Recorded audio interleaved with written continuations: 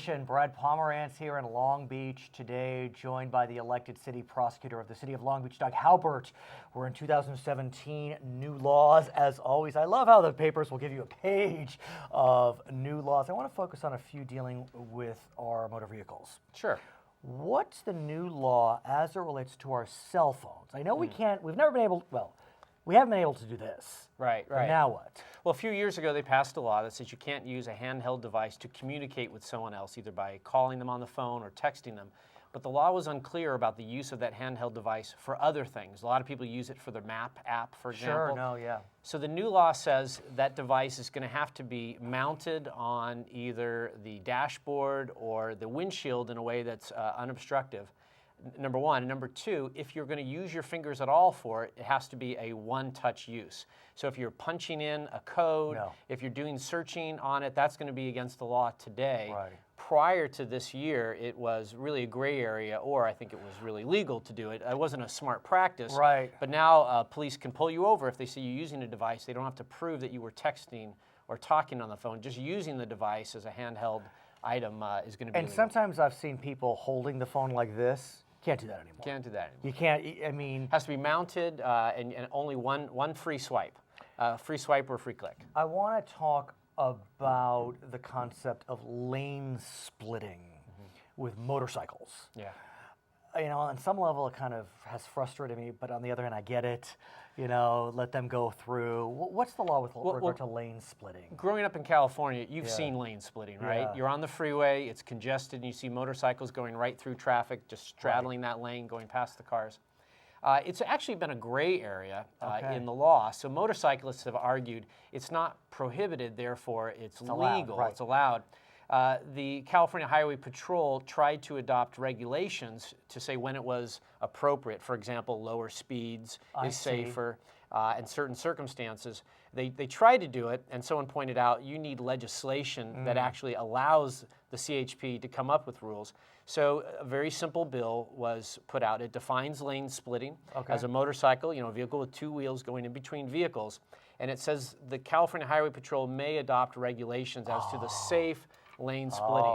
So it's still, I would argue, it's still not allowed, but you're going to see this year regulations adopted, and I assume it will be at low speeds, generally. Low speeds, good conditions, it'll be allowed. I want to talk about those convicted of a DUI, driving while intoxicated. And let's focus on alcohol. Marijuana is another conversation.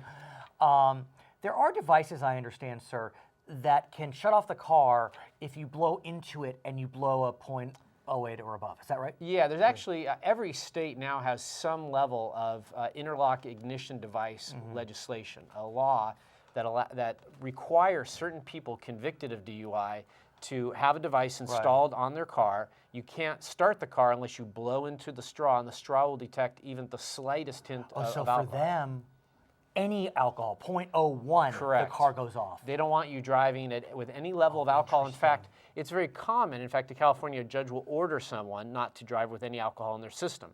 But there's no real way to stop them from getting in the car and driving. So a few years ago, California adopted a pilot program in 4 counties. Alameda County, Los Angeles, Tulare, and Sacramento. So we've been testing it and studying it here in those 4 counties. The legislature thought that there was enough evidence to make it a statewide law. It doesn't take effect right away. It takes effect in January of 2019. But for the next 2 laws, those 4 counties will continue to have the pilot. And on that date, unless the legislature repeals it, it'll be a statewide law. So anyone convicted of drinking and driving will have to basically install an ignition interlock device in their car, which is inexpensive. Is it not? I don't know. Hundreds, thousands? Probably hundreds of dollars. It's fairly widespread technology. Like I said, this is across the country. I wonder if we should have it ubiquitously. I mean, I don't know. Put it on every car? Yeah, I mean, I don't know. Maybe someday it'll be required of all new cars. But you shouldn't be doing it. I don't know. Maybe it's a little too big brother, but it's something to consider. I want to talk about criminal justice reform if we can. Sure. California fascinates me because we have seen AB 109 pass the legislature, which sent lower level offenders from state prison to county jails. Yes. That was because of a Supreme Court ruling.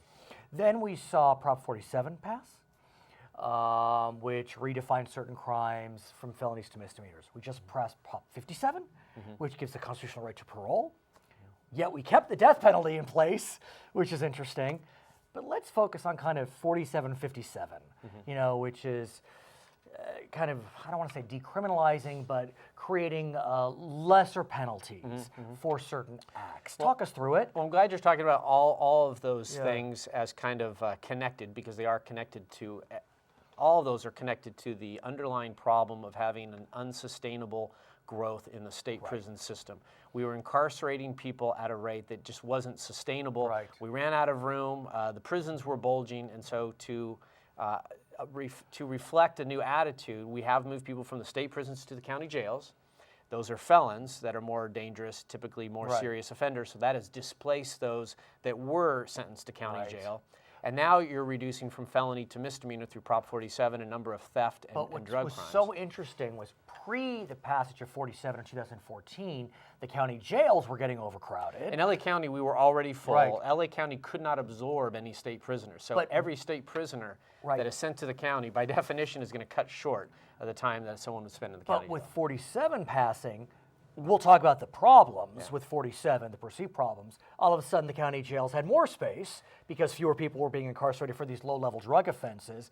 And so these prisoners that moved from state to county were serving their time, or still are? Well, the felons are supposed to serve their state, you know, their felony sentence. They're supposed to serve that entire time. Where the real movement is on the misdemeanor level. So certainly you're moving a felony level crime to a misdemeanor, and misdemeanors are going to be released from the county jail faster. So you're going to see a rapid release of people who otherwise might have spent a couple of years in state prison. Now they're going to spend a couple of weeks or months in the county jail. But let me ask you, and I want to go back to 47, but with 47 passing, are those that were being let out early because the counties could not hold them, these low-level felons, are they now serving their time because there are fewer people being convicted of felonies? No one is serving the actual time they were sentenced to. All of them are serving a proportion that's based on the sheriff's risk assessment of that person. So a more serious offense is going to be spending a higher percentage of their sentence in county jail. But is that percentage going up because 47 did reclassify certain felonies to misdemeanors? As soon as Prop 47 passed, the percentage of time that people spent, because you're moving it from a felony to a misdemeanor, the percent they're spending increased immediately upon the passage of Prop 47. But now let's talk about the county jail ramifications. filling. For the last couple of years, the county jails have been filled with these people again. So you're now at the point of releasing people who are serving a lesser sentence. Now they're serving less a percent of that lesser sentence. Okay, but let's talk about the misdemeanors, because that's the challenge. You know, we have 13,500 people. About 13,000 people were shifted from the state prison system to the county jail systems. Now remember, LA County sends about a third of the people to state prison. So a third of that 13,000 approximately are going to be our local custodies here in LA County. So that's going to have effect on all the cities in LA County, more so than other counties where they didn't already have a large volume. In our final moments, and I want you to come back and talk more about it, what's happening to these folks, because they're getting out and they have nowhere to go? Well, this is a real interesting time, because the goal of Prop 47, in theory, was going to be to move people out of incarceration into services. Prop 47 specifically set aside funds for mental health counseling and drug substance abuse counseling. And the thought was they're going to be moved into treatment. There hasn't been any money ever allocated since Prop 47 into treatment, but this is the first year the state legislature has identified what they believe are about $24 million. And you're going to come back and talk about that money, and we'll see if 47 can do what it was intended to do. You'll be back, promise? Absolutely. He is Doug Haubert, City Prosecutor of Long Beach. I'm Brad Pomerance, Local Edition.